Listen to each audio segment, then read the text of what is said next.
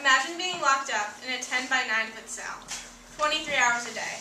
The only time you get out is for an hour of recreation once a day, and a 15-minute shower 4 times a week.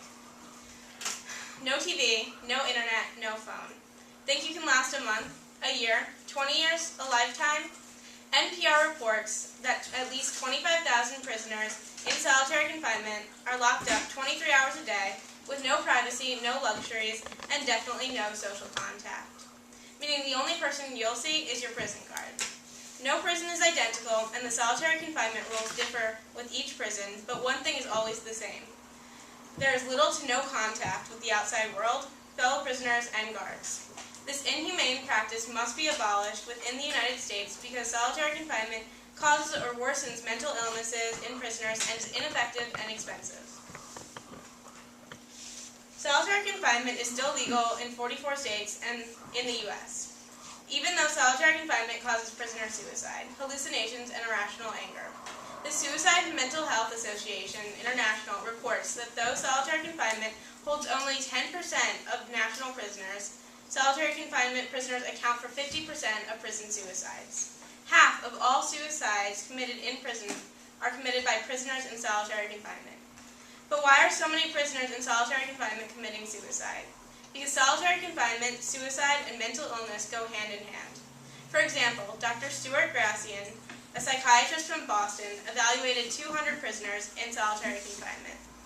1/3 of those 200 prisoners Dr. Gracian evaluated faced acute psychosis, which is defined by Merriam-Webster's dictionary as a mental disorder where thought and emotions are so impaired that contact is lost with reality. That usually includes hallucinations. Another study, completed at Pelican Bay Prison, found similar results.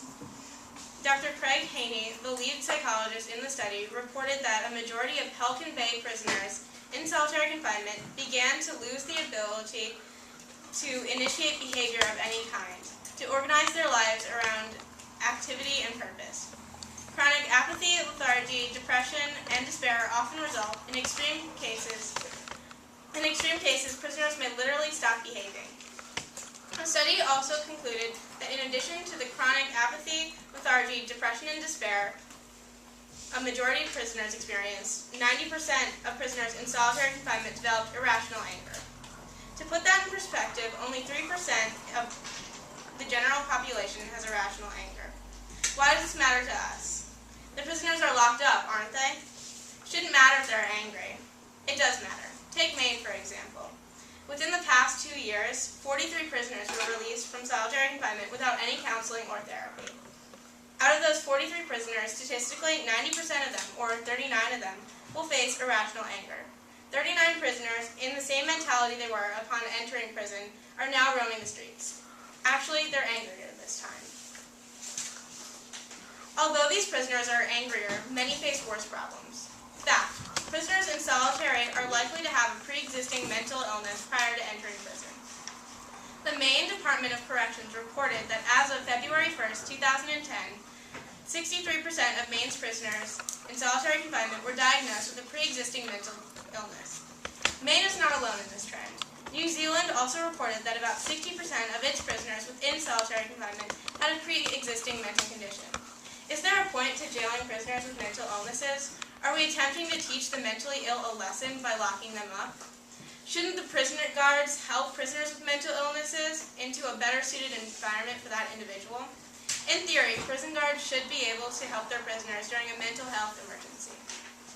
For example, however, guards are guards and not psychologists. Take, for example, the case of Frank Horton, a prisoner arrested on nonviolent drug charges, who was put in solitary confinement for 9 months. During those 9 months, he refused to leave his cell for anything. Soon, Frank Horton's cell and Frank Horton were filthy, health hazard filthy. You see, before entering solitary confinement, Frank had been diagnosed with schizophrenia. Meanwhile, Frank was in jail, and a potential staph problem was reported as a result of Frank refusing to leave his cell. However, no psychologists were consulted, and for 9 months, nobody tried to help the man who refused to leave his cell. Finally, a health inspector reported the case to the Metro Public Health Department. Only then did Mr. Horton see a psychologist, who reported that while in prison, Frank Horton had lost his ability to speak coherently. No surprise there.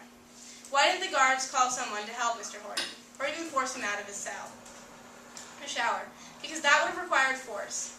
Although nonviolent force, it still legally counts as force. In many states, such as New York, guards are given bonuses if they fall below a certain quota for the use of nonviolent force. The result is that prisoners are more able to harm themselves. Patrick Perry, the man who alerted the Public Health Department, reports this: "The less force you use, the better it looks for your facility. The better the bonuses are at the end of the year. They can be the difference from getting an $80 bonus check and a $500 bonus check." Sadly, there are hundreds, if not thousands, of Frank Hortons in the United States who are imprisoned, insane, and not getting any treatment. Mr. Horton's story ended well. Considering the circumstances, it's lucky he's alive. However, many other prisoners in solitary confinement aren't so lucky. As mentioned before, nationally, solitary confinement holds 10% of the prison population, however, accounts for 50% of all prison suicides. If solitary confinement's goal is to kill and torture mentally ill patients, I must say, it's doing one heck of a job. What exactly is the point of solitary confinement?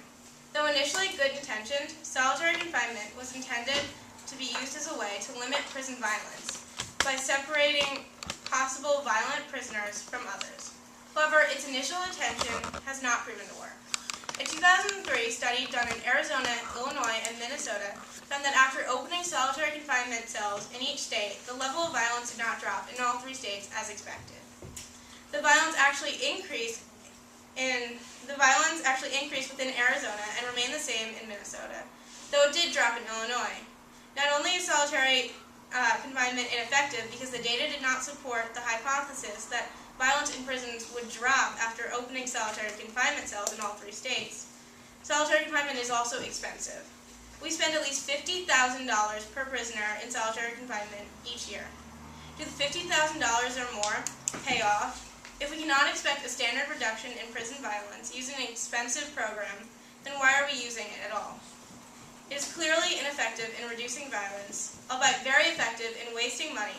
Meanwhile, prisoners are suffering by this impractical punishment, by either developing a mental illness or worsening a pre-existing one. What are the alternatives to solitary confinement? Recently, in Great Britain, a new prison system called Closed Supervision Center, or CSC, has become an alternative route for prisoners headed for solitary confinement. Rather than seclude these last resort prisoners, Woodhill, the first CSC, encourages the prisoners to coexist. This has resulted in less depression, reported by the psychologist overseeing Woodhill, and a more humane way of dealing with last resort prisoners, who would otherwise remain in solitary confinement. Babar Ahmad, a prisoner at Woodhill, says that most of the other prisoners are okay. They're being like an informal brotherhood between prisoners. In Woodhill, contact is allowed, encouraged even, which resulted in drastically less cases of mental illness and suicides in prison. Rather than ignore America's prisoners, I suggest we enact Britain's Closed Supervision Center. As explained before, the Closed Supervision Center would allow prisoners to coexist in a non-prison environment. The CSC is a system which rewards good behavior and has humane punishments for bad behavior. For example, the longer a prisoner exhibits a good behavior, the more freedom he or she will have. The reward differs per prison. However, an example would be longer hours using the television. If the prisoner exhibited bad behavior, a reward would be revoked. This system allows prisoner growth. The CSC is also equipped with a psychiatric ward, which would enable prisoners to get the care they deserve and need. Woodhill worked, and it's time for the U.S. to take notice. The main concern in CSCs are violence among prisoners. However, because of the psychiatric evaluation required before entering the Closed Supervision Center, prisoners identified as violent are detained in the psychiatric ward, while other prisoners are looked after by guards.